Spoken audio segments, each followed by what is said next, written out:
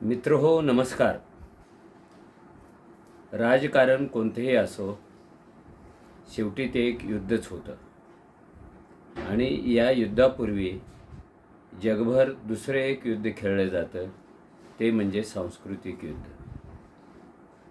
कोणतीही लढाई जिंकू पाहणारा शहाणा माणूस पहिल्यांदा सांस्कृतिक लढाई जिंकतो आणि मग मुख्य लढाईकडे तो वळतो. भारतात हा विषय आता 5 राज्यांमधल्या विधानसभा निवडणुकांच्या निमित्ताने पुन्हा एकदा चर्चेला आला आहे की गेली 25-30 वर्षे भाजपने उत्तर भारतामध्ये रामाचा पत्ता काढला, रामाचं मंदिर बांधलं, तत्पूर्वी बाबरी मशीद पाडली आणि ह्या देशावर एक सांस्कृतिक युद्ध लादलं. त्या युद्धात BJP विजयी होत गेला.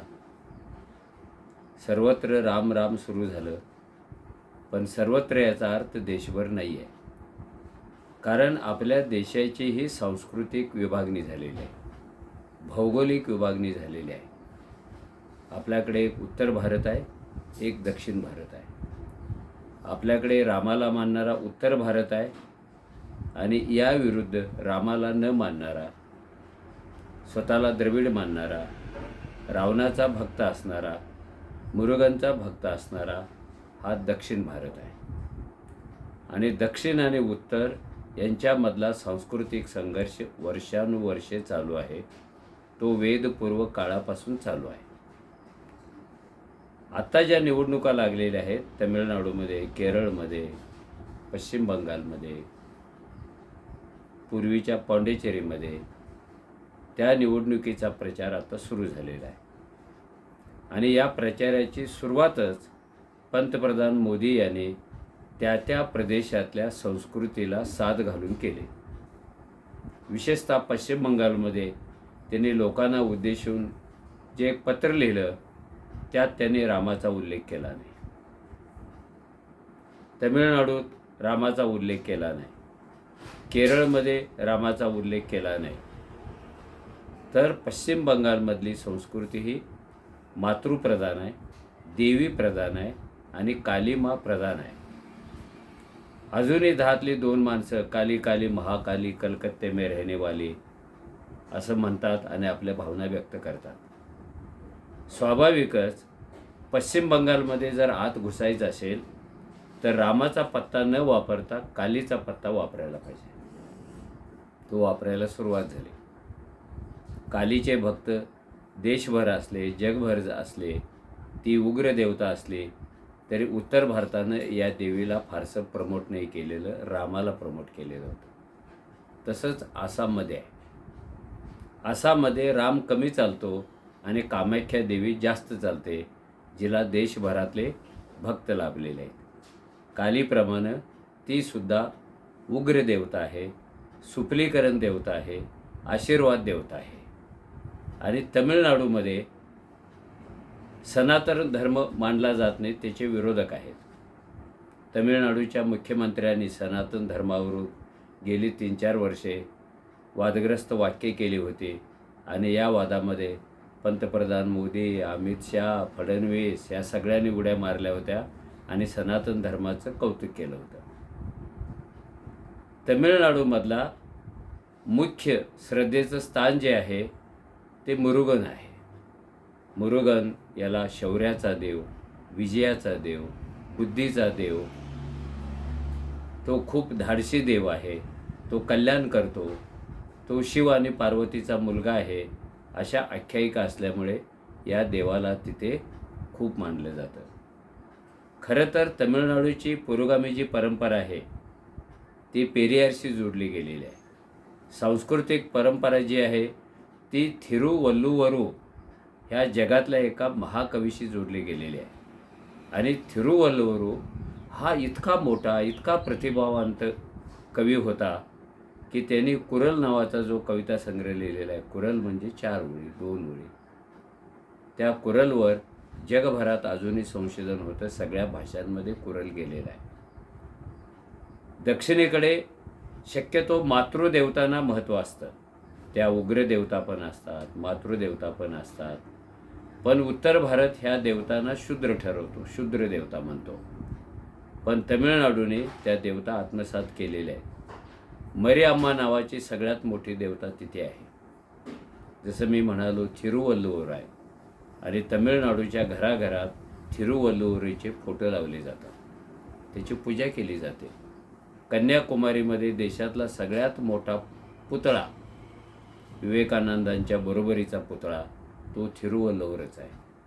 तमिळनाडूमधल्या विधिमंडळ भवनाला थिरुवल्लुवरचं नाव आहे, कारण ती त्यांची कल्चर आहे. जसं उत्तर भारतामध्ये जिकडे जाल तिकडे रामाची नावं तुम्हाला दिसतील, त्यांची मंदिरं दिसतील, चौकाला नावं दिसतील, बागेला नावं दिसतील. पण इकडे उलट आहे. तिकडे राम चालत नाही, तर तिकडे मुरुगन चालतो, थिरुवल्लुवर चालतो, आणि काही उग्र देवता पण चालतात. आता तमिळनाडूमध्ये जर मतदारांना जिंकायचं असेल तर पहिल्यांदा त्यांच्या सांस्कृतिक मुळांना साथ घालावी लागते. तिथे राम चालणार नाही हे न कळण्या इतका काय भाजप वेडा नाही आहे. भाजप इतका शान आहे, जिथे जे चालतं तो तिथे घेऊन जातो. आणि ही एक खूप मोठी परंपरा आहे, आर्यापासून सुरू झालेली. आर्यांचा महाशक्तिमान देव इंद्र होता, अग्निदेव होता, पण भारतात हे देव चालले नाहीत. भारतात राम चालला, विष्णू चालला, शंकर चालला, पार्वती चालली, पण कुठे आहे इंद्र आता? अग्निदेव कुठे आहे? वायुदेव कुठे आहे? जे आर्यांनी तिकडून आणले होते ते देव इथे चालले नाहीत. म्हणून आर्यांनी शानपणा केला, जे देव इथे चालतात ते त्याने स्वीकारले, आणि तेच त्या देवांचे मालक झाले, पुजारी झाले. त्यांनी देव आपले आहेत असं दावा केला. आता तमिळनाडूमध्ये, बंगालमध्ये, आसाममध्ये तिथल्या देवदेवतांना प्रमोट करण्याचं काम निवडणूक प्रचारातून सुरू झालं. आणि हा जो राम आहे त्या रामाचा उच्चार BJPचे नेते आपल्या जाहीर सभामध्ये करत नाहीत. जय श्रीराम म्हणण्याऐवजी जय मुरुगन म्हणतात.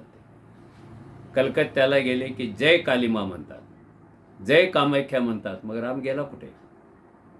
कारण रामाचा पत्ता इकडे चालत नाही हे त्यांना कळलं. तर सांस्कृतिक युद्धामध्ये, सांस्कृतिक संघर्षामध्ये एक तर ज्यांना पराभूत करायचं आहे त्यांची संस्कृती आपण स्वीकारावी लागते, किंवा त्यांच्या संस्कृतीचा उदो करावा लागतो. मग त्यांना वाटतं हा BJP म्हणजे मुरुगनचा विजयी बोलणारा, हा मुरुगन नव्हे तर कालीमाता, कामाख्या, ह्या सगळ्यांशी BJPचं एक नातं आहे असं सिद्ध होतं. ते नातं आता एस्टॅब्लिश करण्याचा प्रयत्न चालू आहे. यातून काय होईल?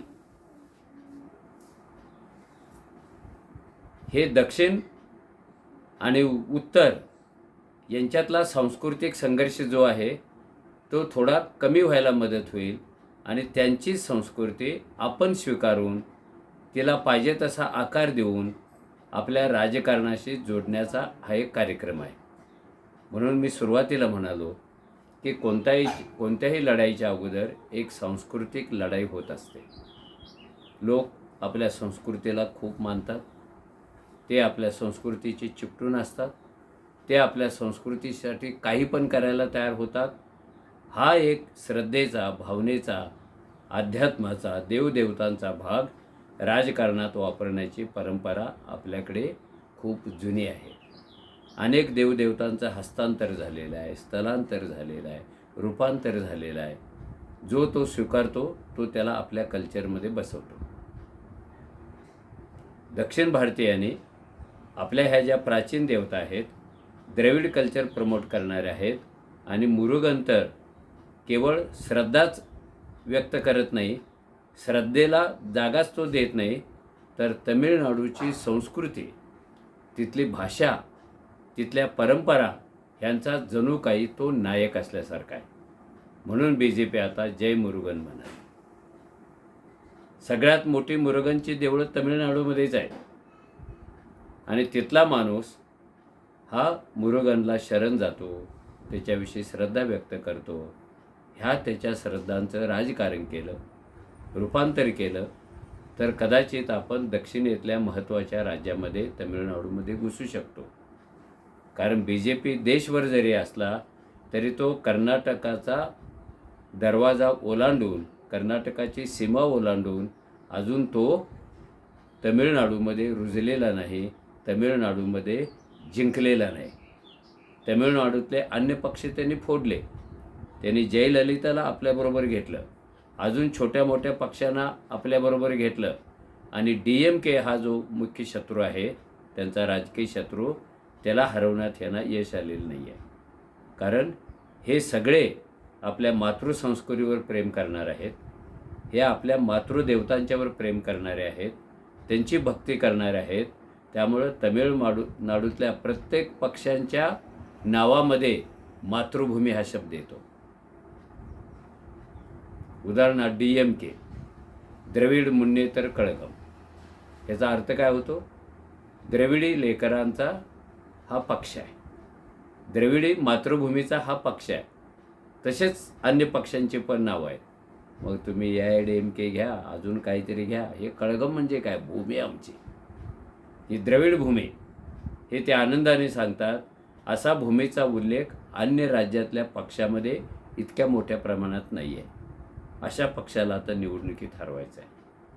त्यामुळं त्याच्या जमेच्या बाजू काय, त्याची हत्यारं कोणती आहेत, त्याचं संचित कोणतं आहे, हे सगळ्यांचा अभ्यास करून हेच संचित त्यांच्याऐवजी आपण मोठ्या प्रमाणात वापरायचं, ही भाजपची एक राजकीय नीती आहे.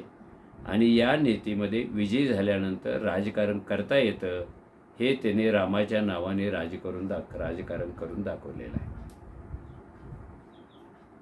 आता इथे भाजपने तरी ठरवलंच, तमिळनाडूतले पक्ष काय उत्तर देणार, तिथली जनता, तिथले मतदार कसा काय प्रतिसाद देणार, याच्यासाठी आपण थोडी वाट पाहायला पाहिजे. कारण संस्कृतीच्या बाबतीमध्ये दक्षिणेकडचा जो नागरिक आहे, जो मतदार आहे, जो जनसामान्य आहे, तो खूप आग्रही असतो. आपल्या संस्कृतीला तो चिकटलेला असतो. तिथे तो सहसा तडजोड करत नाही. उद्या त्याला असं पण वाटेल की तमिळनाडूच्या बाहेर राम राम करणारे, जो राम म्हणत नाही त्याला हरामजादे म्हणणारे, जो मंदिराविषयी आक्षेप घेतो त्याच्याविरुद्ध खटला भरणारे, हे सगळे BJPचे लोक अचानक मुरुगन कसं म्हणाले, हा प्रश्न ज्या दिवशी दक्षिणेतल्या माणसाच्या मनामध्ये पडेल, हे जय कालीमाता का म्हणायला लागले, हा प्रश्न त्यांच्या मनात पडेल. कामाख्याची जय हो असं भाजप का म्हणायला लागला, हा प्रश्न ज्या दिवशी त्यांच्या मनात पडेल, त्या दिवशी यांचं सांस्कृतिक राजकारण एक्सपोज होईल असं मला वाटतं. तोपर्यंत थोडी वाट पाहायला हरकत नाही. धन्यवाद.